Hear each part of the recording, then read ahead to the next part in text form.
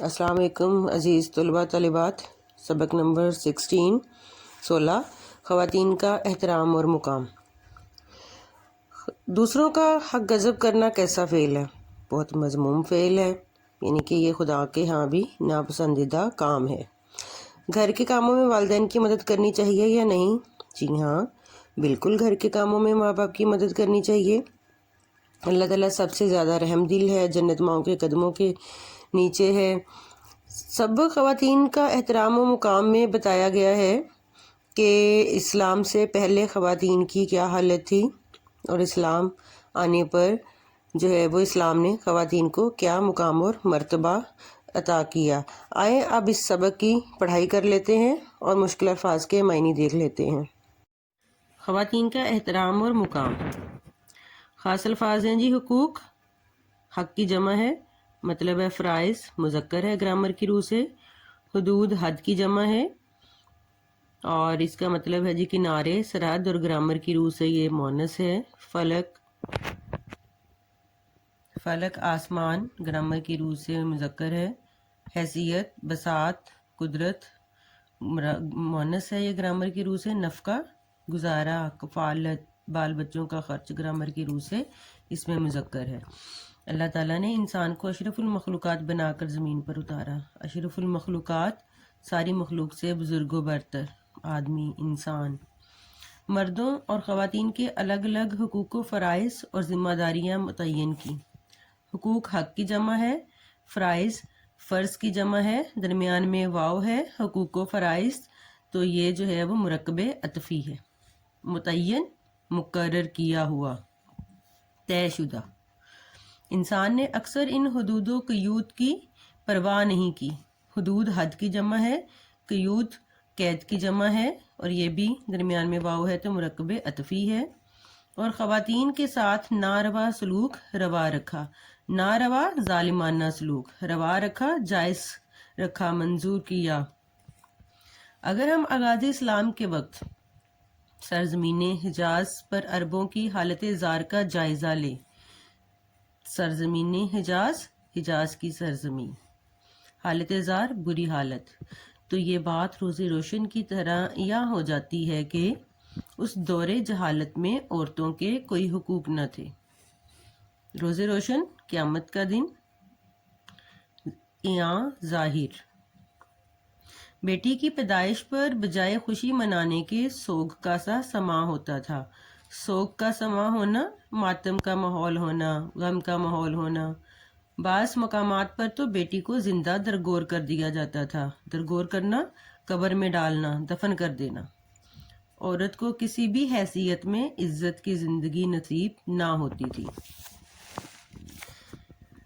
جہالت کے ان گھٹا ٹوپ اندھیروں میں، گھٹا ٹوپ گپ اندھیرا، گہرا اندھیرا، شمع رسالت خاتم النبیین صلی اللہ علیہ وآلہ وصحبہ وسلم.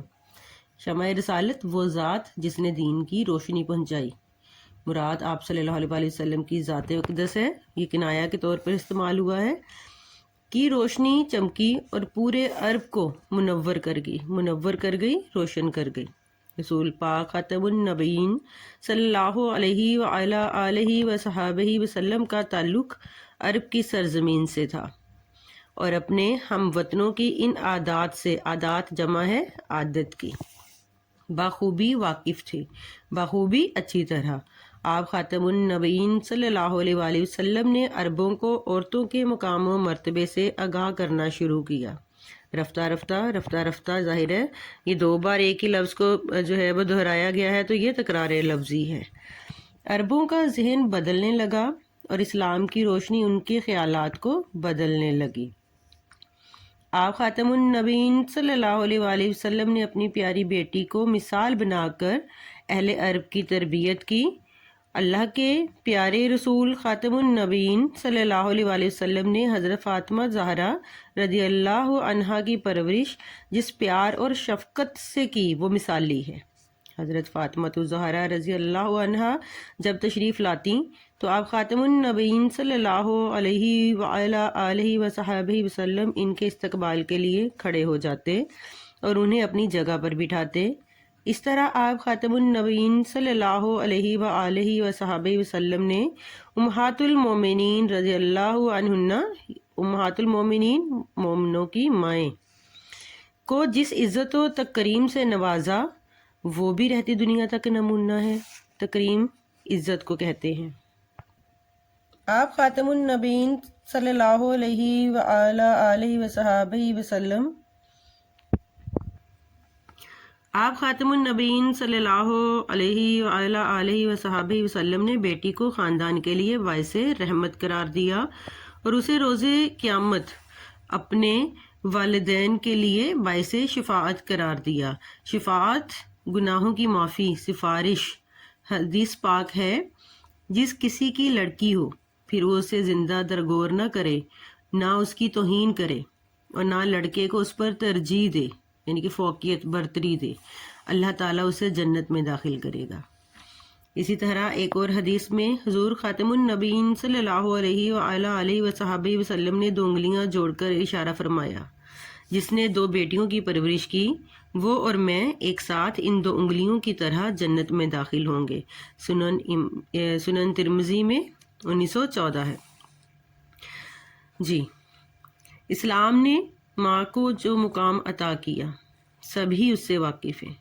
ماں کے قدموں تلے جنت کا ہونا اس امر کا غماز ہے۔ غماز ہونا چغل خور، آنکھ سے اشارہ کرنے والے کو کہتے ہیں، یعنی کہ اس امر کی جو ہے وہ چگلی کھاتا ہے، کہ یعنی کہ بات کرتا ہے، دلیل دیتا ہے۔ ماں کو اللہ تعالیٰ نے کس قدر بلند مقام عطا فرمایا ہے۔ عورت 4 بنیادی حیثیتوں میں ہمارے سامنے آتی ہے: ماں، بہن، بیوی اور بیٹی۔ اللہ تعالیٰ نے مردوں کو پابند کیا ہے کہ وہ اپنی بیوی کی تمام ضروریات پوری کریں، اس کے نان و نفقہ کا اپنی حیثیت کے مطابق انتظام کریں۔ نان و نفقہ، کھانے پینے اور بال بچوں کا خرچ، اس سے نرمی اور شفقت سے پیش آئیں۔ اسلام نے یہ بھی حکم دیا ہے کہ بیٹے اور بیٹی میں کسی قسم کا فرق روا نہ رکھا جائے۔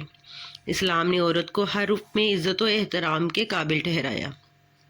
آج کل خواتین، خاتون کی جمع خواتین، مردوں کے شانہ بشانہ کندھے سے کندھا ملا کر، یعنی کہ برابر، ہر شعبہ زندگی میں اپنی قابلیت کے جھنڈے گاڑ رہی ہیں۔ جھنڈے گاڑنا، جھنڈا زمین میں اتارنا، محاورہ ہے یہ، ان کے فتح کر رہی ہیں۔ اگر بورڈ اور یونیورسٹی کے امتحانات کے نتائج کا جائزہ لیں تو ہمیں پتہ چلتا ہے کہ صلاحیتوں کے اعتبار سے لڑکیاں لڑکوں سے پیچھے نہیں۔ آج کی خواتین ڈاکٹر بھی ہیں اور انجینئر بھی، کمپیوٹر کی ماہر بھی ہیں اور قابل استاد بھی۔ وہ پاک فوج اور فضائیہ میں اعلیٰ عہدوں پر خدمات انجام دینے کے ساتھ ساتھ دیگر اعلیٰ سرکاری عہدوں پر فائز ہو کر حکومت کے کاموں میں بھی ہاتھ بٹا رہی ہیں، یعنی کہ مدد کر رہی ہیں۔ ہاتھ بٹانا محاورہ ہے۔ 24 نومبر 2015 کو میاں والی کے قریب طیارے کے حادثے میں شہید ہونے والی پاک فضائیہ کی فائٹر پائلٹ مریم مختار اس بات کی علامت ہیں کہ خواتین صلاحیتوں کے اعتبار سے کسی طور مردوں سے کم نہیں۔ یہاں تصویر کا دوسرا رنگ دیکھنا بھی ضروری ہے۔ اسلام کے واضح احکامات حکم کی جمع ہے۔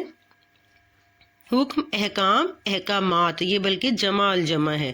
ٹھیک ہے، کیا ہے یہ؟ جی یہ جمع الجمع ہے۔ باوجود خواتین کو ان کے تمام حقوق نہیں دیے جاتے۔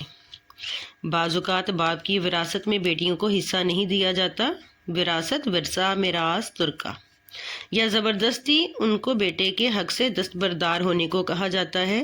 دستبردار، چھوڑنے والا۔